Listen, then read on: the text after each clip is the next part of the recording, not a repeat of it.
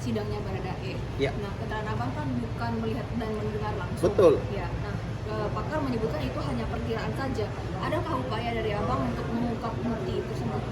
Jadi begini, sudah terjadi dulu pembunuhan. Sudah terjadi pembunuhan baru saya terlibat. Tetapi saya belum jadi pengacara, saya sudah punya firasat bahwa itu tindak pidana pembunuhan. Makanya saya tulis di Facebook saya, polisi menembak polisi di rumah pejabat utama polisi, mudah-mudahan bukan urusan wanitanya polisi. Nggak lama kemudian, nggak sampai 10 menit, ada saksi sangga. Nah, kemarin juga dia bersaksi itu. Langsung dia komen, wah itu beremu tulang kan begitu. Dari situ awalnya. Lalu besok paginya langsung komunikasi dengan ibunya almarhum. Saya katakan lakukan ekshumasi, lakukan visum et repertum, lakukan otopsi. Kenapa? Saya bilang ini saya punya firasat pembunuhan terencana kan dari situ awalnya. Lalu ibunya almarhum mengatakan wah itu diutus Tuhan, maksudnya dia manggil saya itu utusan Tuhan karena hanya itu yang peduli kepada kami, semua memusuhi kami.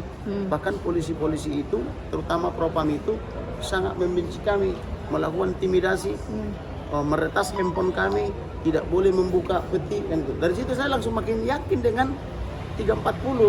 Maka langsung saya buatkan juga surat kuasa 340 atau pasal 340 pidana, Junto 338, Junto 351 3, Junto 5556. Karena saya sudah yakin dengan mendengar mereka seperempat jam saja bahwa ini pembunuhan terencana. Dari situlah berawal. Kemudian saya selidiki lagi di mana sepatunya, di mana sendalnya, di mana baju yang dipakai. Sampai sekarang kan nggak jelas. Tetapi saya bisa temukan sepatu dan sendalnya itu ada di Sungai Bahar. Ada yang antar polisi dari sini, tapi sudah dicuci atasnya, tapi di bawahnya masih berdarah. Ini kan dari aja informasi intelijen ya bang ya? Iya. Nah kemudian ada juga perpindahan uang tanggal 11.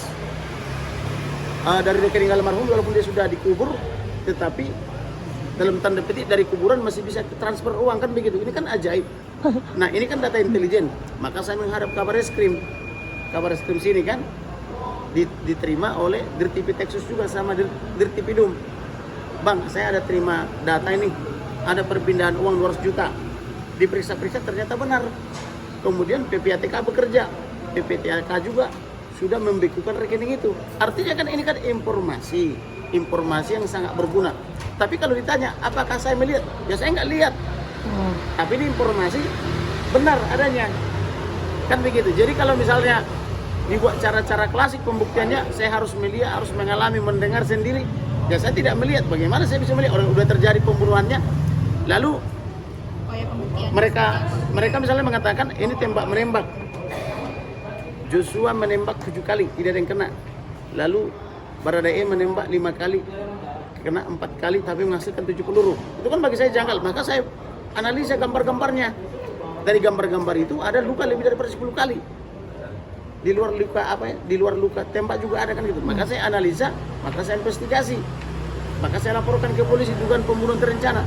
Dan ternyata satu persatu kan kebohongannya itu terungkap. Tetapi kalau ditanya, mana buktinya? Apakah kamu melihat? Ya saya tidak melihat. Tapi saya menginvestigasi. Kira-kira begitu. Bang, soal hukuman gimana nih bang? Hukumannya FS sama PC. Abang optimis untuk Jadi gimana? sebetulnya saya mau menolong mereka. Mau menolong kalau mereka jujur dan berterus terang. Tapi udah saya pancing terus supaya mereka jujur dan berterus terang kan nggak mau. Yang mau kan cuman Baradae.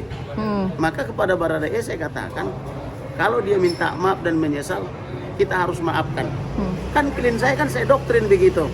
Kita harus memaafkan Baradae, apalagi dia usianya masih muda dan kemungkinan besar dia tidak ada motif untuk membunuh, tapi diperintah. Walaupun belakangan dikasih hadiah, dikasih uang miliaran rupiah atau dijanjikan dan diberi juga handphone kan begitu. Maka ketika kemarin dia meminta maaf kepada ayah ibu daripada almarhum, saya bilang terima dan dimaafkan kan begitu. Kan lebih bagus begitu berterus terang daripada ngarang-ngarang cerita dilecehkan padahal tidak ada pelecehan kan begitu.